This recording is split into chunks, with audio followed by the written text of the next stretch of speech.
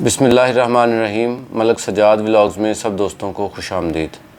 अच्छा जी, पिछले दिनों जो है वो लास्ट वीक में हमने एक व्लॉग किया था जो कि स्वीडन के पॉइंट ऑफ व्यू था, क्योंकि मैं पिछले वीक स्वीडन गया था।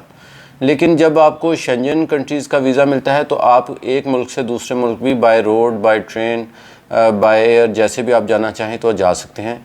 तो मैं चूँकि मेरे पास स्वीडन का वीज़ा था जो कि शेंजन वीज़ा था, तो मैं स्वीडन से फिर नॉर्वे चला गया। तो स्वीडन के ऊपर जो है वो हम अपना कंप्लीट जो है व्लॉग जो है वो कर चुके हैं, उसका सिटी टूर्स भी आपको बता चुके हैं।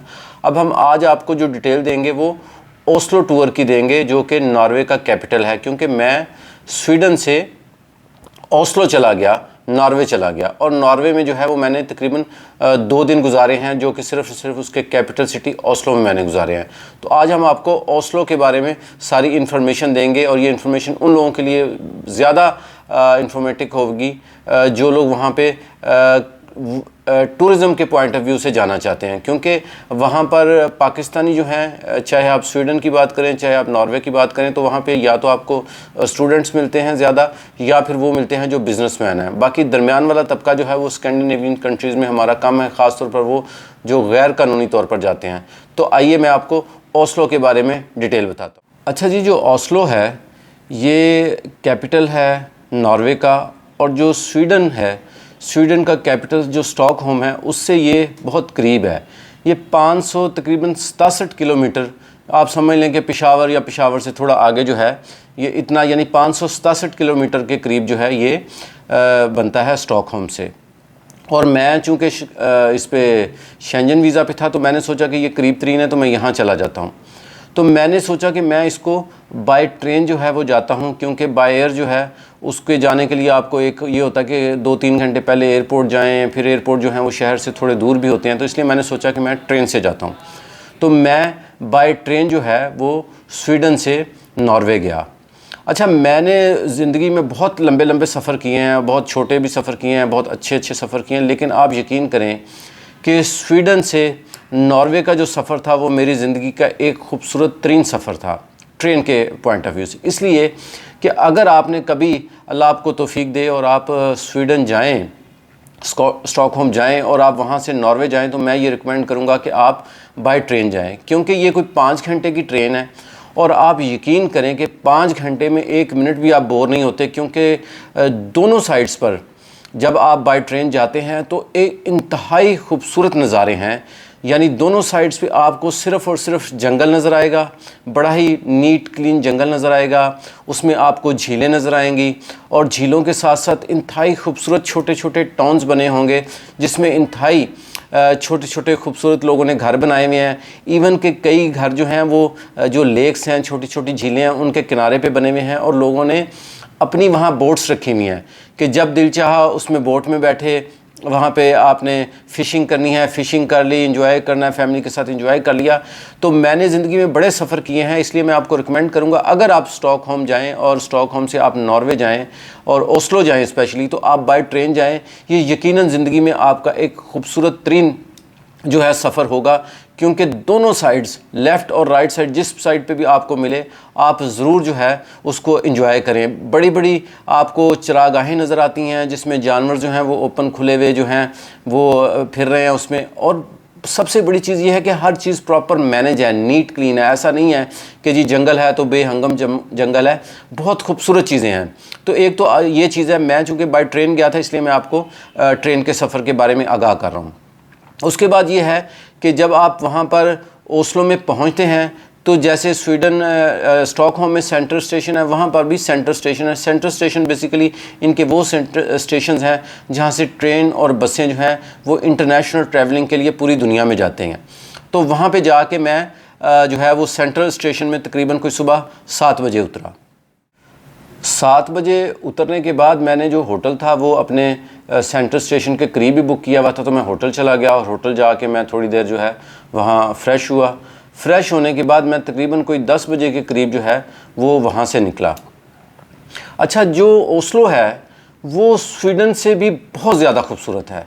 एक तो ये इस पॉइंट ऑफ व्यू से भी खूबसूरत है कि ये दुनिया की जो है वो आखिरी नुक्कड़ समझी जाती है। यानी इसमें यह है कि सी साइड में आप अंदर चले जाएं तो एक जजीरा आता है जिसके ऊपर लिखा होता है कि एंड ऑफ द वर्ल्ड, कि दुनिया यहाँ ख़त्म हो गई है। और इसकी जो आबादी है वो भी बहुत थोड़ी सी है। टोटल जो आबादी है वो 9-10 मिलियन के करीब इनकी जो है आबादी है एक अंदाजे के मुताबिक। तो जो ओस्लो है ये भी इंतहाई खूबसूरत है, और इसमें जो प्लेसेस मुझे जो नज़र आए हैं वो मुझे स्वीडन से ज़्यादा, स्टॉकहोम से ज़्यादा उन्होंने अट्रैक्ट किया है। अच्छा जी, मैं 10 बजे जब निकला हूँ तो 10 बजे निकलने के बाद मैं ऐसे ही, चूँकि मुझे कोई बहुत ज़्यादा मैंने वर्किंग नहीं की हुई थी, तो मैं वैसे ही वहाँ से निकला। तो मैं थोड़ा सा एक दो लोगों से पूछते हुए मैं उनके रॉयल पैलेस तक पहुंच गया। उनके पास जो चीज़ें जो देखने वाली हैं वो मैं अब आपको दिखाता हूं कि मैंने कौन कौन सी चीज़ें वहां पर देखी। तो सबसे पहले मैं उनके जो रॉयल पैलेस है वो वहाँ ओस्लो के रॉयल पैलेस में पहुंच गया। इंतहाई खूबसूरत रॉयल पैलेस है। जो चीज़ें मैंने वहाँ पर देखी हैं उनकी मैं एंड के ऊपर एक छोटी सी वीडियो भी, शॉर्ट क्लिप भेज दूँगा या इसमें लिंक में डाल दूँगा, आप ज़रूर देखिएगा। तो सबसे पहले मैं वहाँ जो है वो उनके रॉयल पैलेस गया।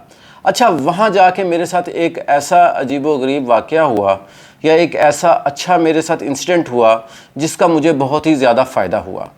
वो इंसिडेंट ये हुआ कि मैं चूँकि अकेला था, मेरे साथ कोई बंदा तस्वीरें बनाने वाला नहीं था, तो मैंने एक खान साहब जो थे वहाँ बैठे हुए थे, मैंने उनसे रिक्वेस्ट की खान साहब मेरी एक पिक्चर बना दें रॉयल पैलेस के सामने। तो खान साहब ने वो पिक्चर बनाई। तो उसके बाद उन्होंने मुझसे पूछा कि आप किधर आए हैं। मैंने कहा जी मैं घूमने के लिए आया हूँ। तो उसने कहा अच्छा। तो खान साहब ने कहा कि चलें मैं आपको घुमा देता हूँ, आपको चीज़ें दिखा देता हूँ। तो मैंने उनसे कहा कि नहीं बहुत शुक्रिया, बस आप तस्वीरें बना दें। तो खान साहब ने इंसिस्ट किया। खान साहब का नाम था अली शेर नाम है। और हमारा जो ये जो व्लॉग का जो स्टार्ट है उसमें जो हमारी जो इमेज है वो भी मेरी और खान साहब की एक यादगार पिक्चर है, जो कि ओस्लो स्टेशन के ऊपर एक उनका लाइन जो बना हुआ है उसके साथ हमने बनाई थी। अली शेर जो है ये एक पाकिस्तानी नौजवान है जो कि पेशावर से बिलोंग करता था। इसने मुझे कहा कि जी मैं यहाँ पर 14 साल से रह रहा हूँ, तो मैं आपको ओस्लो घुमा देता हूँ अगर आप बुरा ना मनाएं। मैंने कहा जी नहीं कोई मसला नहीं, आप मुझे घुमा दें। उसने कहा लेकिन एक बात है। मैं बोला क्या? वो कहता है हमारे साथ अक्सर फ्रॉड हो जाता है। मैंने कहा क्या फ्रॉड हो जाता है? वो कहता है ये होता है कि यार मैं इधर अगर अक्सर आ जाता हूँ घूमने के लिए, तो अगर कोई पाकिस्तानी मिलता है तो मैं उसको कहता हूँ चलो मैं आपको घुमा देता हूँ, आप अगर नए आए हैं। तो जब मैं उसको सारा शहर घुमा देता हूँ तो एंड पे पता चलता है वो तो 14 साल से इधर ही रह रहा था। वो तो उसने मेरे साथ ऐसी फ्रॉड किया। तो आप मेरे साथ झूठ तो नहीं बोल रहे? मैंने उसको खैर पासपोर्ट दिखाया। मैंने कहा जी खान साहब ये मेरा पासपोर्ट है और मैं तो आज ही आया हूँ। उसके बाद जो खान साहब थे, जो अली शेर साहब जिनका नाम था, उन्होंने मुझे अपने साथ लिया और वहाँ से उन्होंने मुझे पूरा शहर जो है, पूरा शहर रात तक घुमाया। और रात को उन्होंने मुझे एक इंतहाई अच्छा पुरतकल्लफ पाकिस्तानी डिनर भी करवाया। ये जो अली शेर जैसे नौजवान हैं, जैसे मैं पहले जिक्र कर चुका हूँ कि कुछ इटली में भी मेरे साथ ऐसा हुआ, स्पेन में भी ऐसा हुआ, स्विट्ज़रलैंड में भी ऐसा हुआ। ये जो हमारे पाकिस्तानी हैं जो इतनी मोहब्बत से हम लोगों को ट्रीट करते हैं, हम लोगों को घुमाते हैं, साथ हेल्प करते हैं, ये हमारा एसेट्स हैं।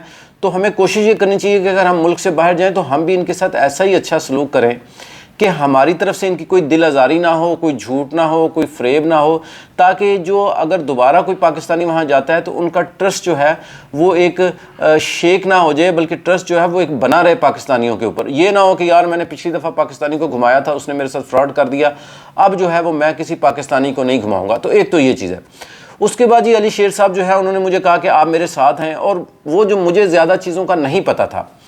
उसके बाद रॉयल पैलेस से निकल के वो मुझे सबसे पहले जो उन्होंने दिखाया वो दुनिया की सबसे जो बेहतरीन जो जगह थी वो थी नोबल प्राइज़ गैलरी, जहाँ पर नोबल प्राइज़ मिलता है। नोबल प्राइज़ जो है वो आप सबको पता है कि नोबल प्राइज़ दुनिया का एक ऐसा प्राइज़ है जो दुनिया में बेहतरीन इंसानी खिदमात देने वालों को दिया जाता है, जिसमें कुछ पाकिस्तानियों को भी या कुछ साल पहले मलाला यूसुफ़ज़ई को भी पार्शली दिया गया था। तो नोबल प्राइज़ गैलरी जो है वो दुनिया की एक बेहतरीन टूरिस्ट प्लेस समझा जाता है। तो सबसे पहले तो खान साहब ने मुझे वो जगह जो है वो विज़िट कराई। उसके बाद उन्होंने मुझे वहाँ पर जो सी साइड है, जो कि समुंदर वाली साइड है, उसके किनारे के ऊपर एक ओपरा थिएटर बना हुआ है। ये बहुत ही खूबसूरत थिएटर है जो कि सारा का सारा ग्लास का बना हुआ है। अगर आप मेरी पिक्चर देखें या मेरा फेसबुक लिंक में शेयर कर दूंगा, फेसबुक के ऊपर मैं सारी पिक्चर्स अपनी शेयर करता रहता हूँ, तो ओपरा थिएटर को उन्होंने मुझे विज़िट किया। मैं चूँकि वॉक काफ़ी करता हूँ तो इसलिए मैं अल्हम्दुलिल्लाह चूँकि वॉक मेरी काफ़ी है तो वो हम पैदल ही शहर को विज़िट कर रहे थे। और स्वीडन का जो स्टॉकहोम है और ओस्लो जो है ये दोनों छोटे हैं, आप पैदल आराम से कर सकते हैं, 4-5 किलोमीटर का ये जो है वो वाया बनता है। उसके बाद ओपरा थिएटर देखने के बाद खान साहब ने मुझे उनका पार्लियामेंट हाउस जो है वो विज़िट करवाया। तो हमने पार्लियामेंट हाउस को बड़ी अच्छी तरह से देखा। पार्लियामेंट हाउस को विज़िट करने के बाद जो इनका एक ओल्ड फोर्ट है जो कि शहर से थोड़ा सा बाहर है और टॉप के ऊपर है, वो वहाँ मुझे लेके गए और वहाँ हमने पूरी वहाँ से शहर की जो है वो वीडियो बनाई और समुंदर साइड के भी। उसके बाद हम सी साइड पे गए क्योंकि यहाँ पर बहुत ही अच्छे पढ़े लिखे लोग हैं। यहाँ पर पाकिस्तानी जो हैं वो भी ज़्यादातर जो है वो ओस्लो में बिज़नेसमैन हैं जिनकी शॉप्स वगैरह हैं। खान साहब ने मुझे बहुत सारे पाकिस्तानी शॉप्स वालों के साथ मिलवाया जो कि अपना मोबाइल का बिज़नेस कर रहे थे, होटलिंग का बिज़नेस कर रहे थे, और हमने बड़ा अच्छा उन्होंने हमें इंटरटेन किया। किसी ने कॉफ़ी पिलाई, किसी ने चाय पिलाई। ये सारी अली शेर की वजह से कि उसने बताया कि जी ये हमारे दोस्त हैं और पाकिस्तान से आए हैं। उसके बाद ही खान साहब ने मुझे एक कंसर्ट हॉल जो है विज़िट करवाया। ये कंसर्ट हॉल भी पूरी दुनिया में फ़ेमस है क्योंकि वहाँ पर जितने भी बड़े बड़े जो कंसर्ट होते हैं, चाहे वो राहत फ़तेह अली ख़ान का हो, चाहे वो सलमान खान का हो, चाहे वो शकीरा का हो या किसी का भी हो, तो वो एक कंसर्ट हॉल है, वो हमने विज़िट किया। उसके बाद हमने एक ऐसी गैलरी विज़िट की जहाँ पर उनकी जो पूरे पुरानी जो हिस्ट्री है उसके जो शायर्स थे वो शायरों की वहाँ पे सारी जो है वो सारी चीज़ें वो उन्होंने वहाँ पे रखी हुई थी और वहाँ पे मुशायरे वगैरह होते थे। इसके अलावा वहाँ पर एक पार्क है। ये वो पार्क है जिसमें हाथ से इंसानी मुजस्मे जो हैं वो बनाए हुए हैं और ये तकरीबन कोई 4 से 5 किलोमीटर लंबा पार्क है। और अगर आप वहाँ पर 200-250 जो है वो उनकी जो लोकल करेंसी है वो दे के अगर आप विज़िट करते हैं सिटी टूर, तो उसमें ये पार्क भी आता है। इसमें जो है वो जो इनका जो आर्टिस्ट है उसने हाथों से लोगों के मुजस्मे बनाए हुए हैं। और सबसे एंड पर जो उसने मुजस्मा बनाया हुआ है एक छोटे बच्चे का बनाया हुआ है जो कि उनका एक सिंबल भी बन गया है, जिसमें वो गुस्से से यूं खड़ा है। तो उसने अपने आप को उस बच्चे में दिखाया है कि मैं बेसिकली ये बच्चा हूँ। ये भी एक दुनिया का इंतहाई खूबसूरत पार्क है। इसकी पिक्चर्स भी आप जो है वो मेरे फेसबुक पेज पे भी देख सकते हैं और मैं लिंक भी शेयर कर दूँगा इसकी, मैंने वहाँ वीडियो भी बनाई। अच्छा, ये देखने के बाद जो है उसके बाद जो इनसाइड है, जो शहर के अंदर की जो गलियां हैं, जो शहर के अंदर के जो शॉपिंग मॉल हैं, वो भी इंतहाई खूबसूरत हैं। तो उसके बाद अली शेर ने वो सारा मुझे वो चीज़ें जो हैं वो सारी की सारी दिखाई। उसके बाद जो सेंट्रल स्टेशन है वहाँ पर एक लाइन का मुजस्मा उन्होंने लगाया हुआ है। ये भी लोग यहाँ पर इनका एक सिंबल है और यहाँ पर आके लोग जो हैं वो बहुत ज़्यादा यहाँ इमेज बनाते हैं। उसके बाद जी आगे जो है ये तकरीबन कोई 4-5 घंटे में मैंने जो है वो सिटी को जो है वो मैंने विज़िट किया। उसके बाद जो है वो मैं तो तकरीबन 5 घंटे चलने के बाद थक गया था, लेकिन मुझे अली शेर ने कहा कि नहीं अभी एक म्यूज़ियम रह गया है, ये भी मैं आपको आज विज़िट करवाऊँगा। तो उसके बाद हमने एक म्यूज़ियम को विज़िट किया। म्यूज़ियम के बाद जो है वो हमने बहुत ही अच्छा जो है एक डिनर किया और उसके बाद खान साहब ने मुझे वापस मेरे होटल पे छोड़ा और मुझे कहा कि कल मैं आपको दोबारा लेने आऊँगा। लेकिन मैंने उनसे कहा कि नहीं, कल की हमें ज़रूरत नहीं है क्योंकि कल जो है वो मैंने सी साइड पे अंदर जाना है। फेरी का जो टूर है वो भी आप वहाँ पे कर सकते हैं, तो वो भी बहुत एक अच्छा टूर है। अच्छा, अली शेर ने मुझसे ये कहा कि सजाद भाई कोई भी पाकिस्तानी अगर ओस्लो आए तो आपने मुझे ज़रूर बताना है, मैं उसकी हर तरह से हेल्प करूँगा और हर तरह से उसको जो है वो सैर करवाऊँगा। तो मेरी एक तो ये है कि अगर आप रिक्वेस्ट है, अगर आप ओस्लो जा रहे हैं आप मुझे ज़रूर बताइएगा, मैं इंशाल्लाह ताला वहाँ उससे रिक्वेस्ट करूँगा, वो आपको बहुत अच्छा जो है वो इंटरटेन करेगा। और ऐसे पाकिस्तानी बहुत कम हैं जो अपने काम की छुट्टी करके दूसरे पाकिस्तानियों को जो है वो घुमाते हैं या उनको इंटरटेन करते हैं। ओस्लो जो है वो चूँकि बहुत ही खूबसूरत है और 2-2.5 किलोमीटर इधर को जाएँ, 2-2.5-5 किलोमीटर के एरिया में है। अगर आप इंडिविजुअल जाते हैं या फैमिली के साथ जाते हैं तो घूमने के लिए ये बहुत खूबसूरत है। समंदर वाली जो साइड है वहाँ पर बहुत ही खूबसूरत उन्होंने सिटिंग्स बनाई हुई हैं, डेक्स बनाए हुए हैं। और आप यकीन करें कि वहाँ पर चूँकि टेम्परेचर बहुत ज़्यादा, सर्दी बहुत ज़्यादा होती है, लेकिन वो लोग ठंडे पानी में ही समुंदर में 1-2 जगह उन्होंने साइड पे बनाई, उसमें भी वो लोग नहाते हैं, वो इतने यूज्ड टू हैं ठंडे पानी से। तो ये ओस्लो का जो मेरा विज़िट था ये भी बहुत ही खूबसूरत रहा और 2 दिन मैंने वहाँ गुजारे। अगर आप कभी ओस्लो जाएं या ओस्लो से मुतल्लिक़ आपको कोई भी इंफॉर्मेशन चाहिए तो आप मुझसे ज़रूर रब्ता कर सकते हैं। ओस्लो का जो नॉर्वे का जो वीज़ा है उसका भी प्रोसीजर सेम वही है जो कि स्वीडन का है। तो आप चाहे स्वीडन का वीज़ा ले लें, चाहे ओस्लो का ले लें यानी नॉर्वे का ले लें, चाहे आप फिनलैंड का ले लें या आप डेनमार्क का ले लें, स्कैंडिनेवियन कंट्रीज़ के जो वीज़ा है उसका प्रोसीजर जो है वो सेम ही है और डॉक्यूमेंटेशन भी सेम ही है। अगर इस सिलसिले में और भी कोई इन्फॉर्मेशन चाहिए तो आप मुझसे वो ले सकते हैं। वीडियो देखने के लिए आप लोगों का बहुत बहुत शुक्रिया। मैं बहुत ही शुक्रगुजार हूं उन दोस्तों का जो मुझे व्हाट्सएप पे मैसेज करते हैं, मोबाइल्स पे कॉल करते हैं, वैसे कमेंट्स में मैसेजेस करते हैं। मैं हाज़िर हूं जो भी इन्फॉर्मेशन चाहिए। और देखें, मेरी इन्फॉर्मेशन फ्री ऑफ कॉस्ट है। मैं इन्फॉर्मेशन देने का, मशवरा देने का कोई पैसा चार्ज नहीं करता। ना मैं कोई कहता हूँ कि जी मेरे से फ़ाइल तैयार करवाएँ, ना मैं कहता हूँ। मैं तो सिर्फ ये कहता हूँ कि जो मेरा एक्सपीरियंस है उससे आप फ़ायदा उठाएँ।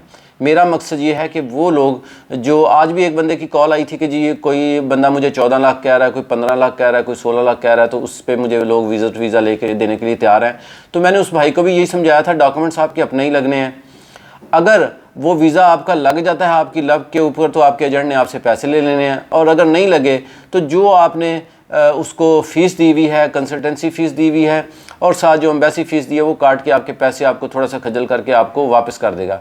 तो इसलिए मेरी रिक्वेस्ट यही है कि ये एजेंट माफिया से बचें, जायज़ तरीके से, लीगल तरीके से डॉक्यूमेंट्स अपने तैयार करें और वीज़ा सबमिट करें। इंशाअल्लाह ताला अल्लाह पे भरोसा रखें, वीज़ा आपको मिल जाएगा। और इस बात से ना डरें कि वीज़ा कैंसिल हो जाएगा। अगर वीज़ा कैंसिल हो जाएगा तो ये कोई ऐसी क़यामत नहीं आती। हमारे लोग ज़्यादा, हर जो दूसरा बंदा कॉल करता है वो यही कहता है जी वीज़ा लग जाएगा, वीज़ा लग जाएगा। ऐसा तो नहीं होगा कि मेरा वीज़ा रिजेक्ट हो जाएगा। तो मैं हमेशा सब दोस्तों को कहता हूँ कि इतना आप डरें ना।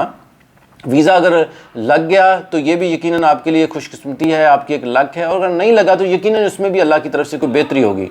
तो कोई भी मुझसे किसी भी किस्म की इन्फॉर्मेशन चाहिए, मैं हाज़िर हूँ। अगर आपको मेरा जो प्रोग्राम है, मेरी जो बातें हैं या मेरी जो इन्फॉर्मेशन ये अच्छी लगती है तो मेरी रिक्वेस्ट सिर्फ इतनी सी है, अब जब मर्ज़ी मुझसे दिन रात 24 घंटे में लोग मैसेजेस करते हैं, मुझसे इन्फॉर्मेशन मांगें, लेकिन मेरे चैनल को सब्सक्राइब भी करें और दूसरे दोस्तों को भी भेजें। बस मेरी इतनी सी इन्फॉर्मेशन है। बहुत शुक्रिया आप लोगों का।